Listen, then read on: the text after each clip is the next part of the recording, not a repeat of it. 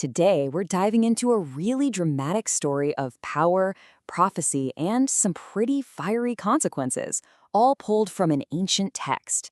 It's a wild tale about a king, a prophet, and one single mistake that sets an incredible series of events in motion. And this is really the question at the heart of it all. It sets the stage for this massive collision between earthly authority and divine power. So, let's dig in and see just how this plays out. Okay, so let's set the scene. Our story kicks off in ancient Israel with a guy named King Ahaziah. Now, he has a pretty bad accident at the palace, and in his desperation, he makes a choice. And oh boy, it's a big one that's going to seal his fate. So here's what happens. The king takes a nasty fall, and he is desperate. Desperate to know if he's going to survive. But instead of turning to the God of Israel, he looks somewhere else entirely. He sends his men on a mission that is, frankly, a huge act of defiance. So who is this Baal-zebub anyway? Well, he was the god of a Philistine city called Ekron. Now, you have to understand, for an Israelite king to go and consult a foreign god, that was a massive deal. It was basically him saying his own god couldn't help him. And that single choice right there is the spark that lights the whole fire. So, just as the king's messengers are heading out, a new player enters the stage, the one and only, the formidable prophet Elijah. And he gets a divine command to step in. An angel of the Lord literally appears to Elijah with a very clear mission. Go intercept the king's men on the road. He's told to stop them dead in their tracks and give them a message they are not expecting. And this is the message. Wow. It is not a suggestion, it's not a warning, it's a judgment. Elijah hits them with this razor-sharp question and then follows it up with a terrifyingly blunt prophecy. The king wanted an answer about his future. Well, he just got one. And it is not good news. So when the messengers get back and tell the king what happened, he asks them, hey, what did this guy look like? The description they give is so simple, so rugged, yet so specific that the king knows instantly who it is. Only one person fits that description, Elijah the Tishbite. And just like that, the stage is set for a major showdown. So how does King Ahaziah react to this prophecy? Is he humbled? Nope. He's furious. He decides he's going to flex his royal muscle and show this prophet who's boss. But he's about to find out that Elijah isn't just some ordinary guy. The king's first move is to send a whole military unit, a captain and 50 soldiers to go and arrest Elijah. They find him just sitting up on top of a hill, which itself is a pretty powerful image of authority.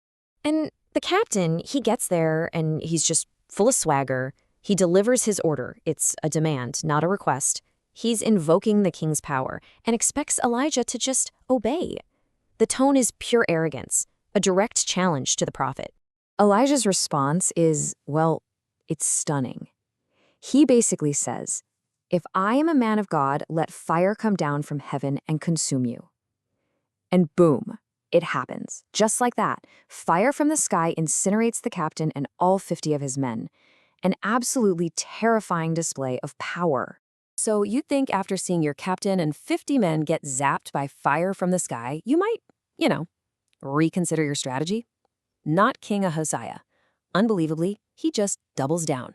He sends a second captain with another 50 men to do the exact same thing. And if you can believe it, this second captain shows up, and he's even more arrogant than the first guy. Notice that at once. The king is getting impatient, and he's flat out refusing to acknowledge the power he's up against. And what do you think happens? You guessed it. The exact same thing. Elijah issues the same challenge, and once again, divine fire consumes the entire company. The message couldn't possibly be any clearer. 102. Let that number sink in for a second.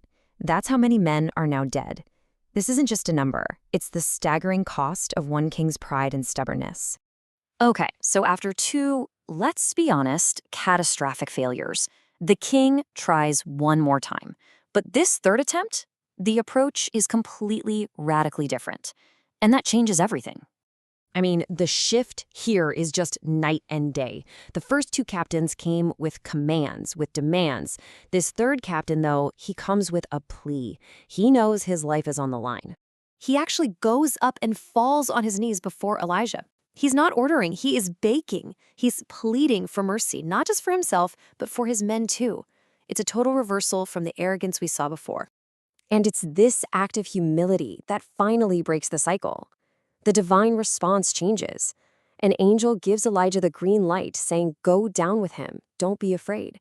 The path is now clear for that face-to-face showdown with the king. So now we get to the climax of the story. Elijah is in the king's chamber, standing right in front of the very man who just sent over 100 soldiers to their deaths trying to capture him. You can just imagine the tension in that room. And does Elijah soften the blow? Does he change the message? Not one bit. He looks the king in the eye and repeats the exact same prophecy he gave the messengers on the road. Despite all the fire and the drama, the judgment is unchanged. The king's fate was sealed from the very beginning.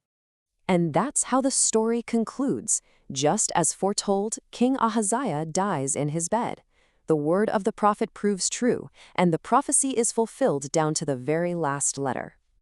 Which leaves us with this massive question, doesn't it?